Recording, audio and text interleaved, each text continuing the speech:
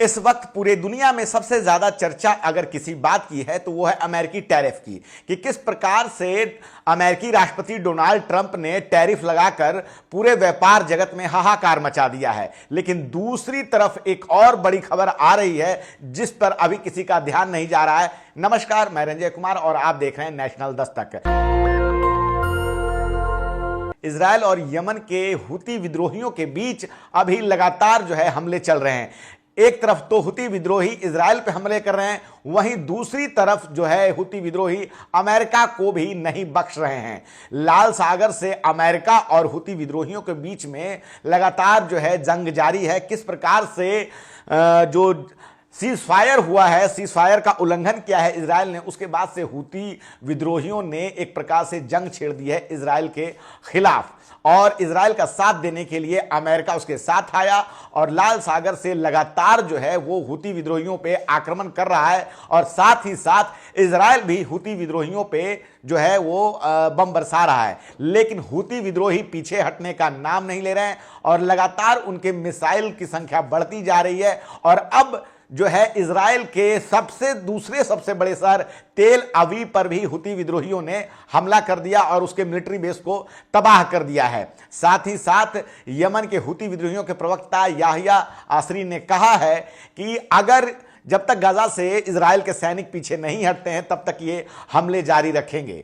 तो एक तरफ तो अमेरिकी टैरिफ के कारण पूरे विश्व में जो हाहाकार मचा हुआ है, वहीं दूसरी तरफ लाल सागर में अमेरिका हुती विद्रोहियों पर हाहाकार मचा रहा है, लगातार मिसाइल दाग रहा है। लेकिन हुती विद्रोही भी पीछे हटने का नाम नहीं ले रहे हैं। दो मोर्चों पर वो एक साथ जंग लड़ रहे हैं। अमेरिका को तो वो तंग कर ही रहे हैं, साथ ही साथ वो इजरायल पे भी लगातार हमला कर रहे हैं और लगातार उनके मिसाइलों की जो संख्या है वो बढ़ती ही जा रही है। ऐसे में इजरायल और अमेरिका काफी तंग हो चुके हैं।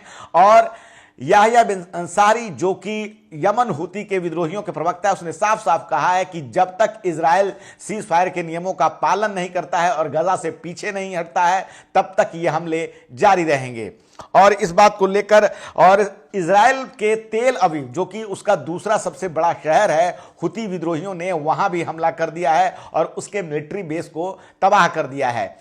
हुती के प्रवक्ता वो साफ साफ कह रहे हैं कि ये हमला जो हमने किया है ये फलस्तीन के समर्थन में किया है, कि किस प्रकार से इजरायल फिलिस्तीनी नागरिकों का खून बहा रहा है, नरसंहार कर रहा है। ऐसे में अगर वो अपने हमले नहीं रोकेगा तो हम लगातार उस पर हमला करते रहेंगे। एक तरफ तो यमन में अमेरिकी युद्ध पोतों पे हमला हो रहा है और दूसरी तरफ इजरायल से भी हुती विद्रोही लड़ रहे हैं। साथ ही साथ हुती विद्रोहियों के प्रवक्ता ने यह साफ कहा है कि किस प्रकार से उन्होंने एक सैनिक ड्रोन को मार गिराया है, और ये सैनिक ड्रोन ये अमेरिका का F-363 है और इसको भी अपने सतह से हवा में मार करने वाले मिसाइल से हुती विद्रोहियों ने मार गिराया है।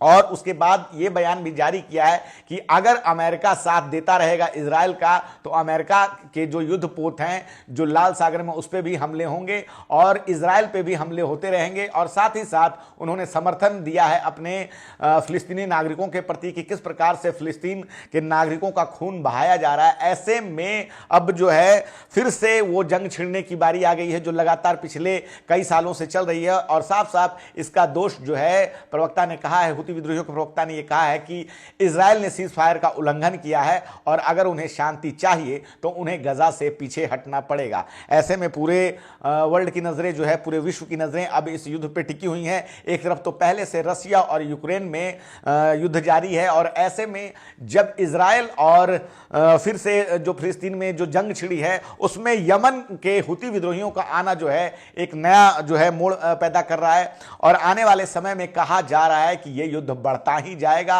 अगर इजरायल पीछे नहीं हटता है तो हुती विद्रोही अपने हमले को कम नहीं करेंगे।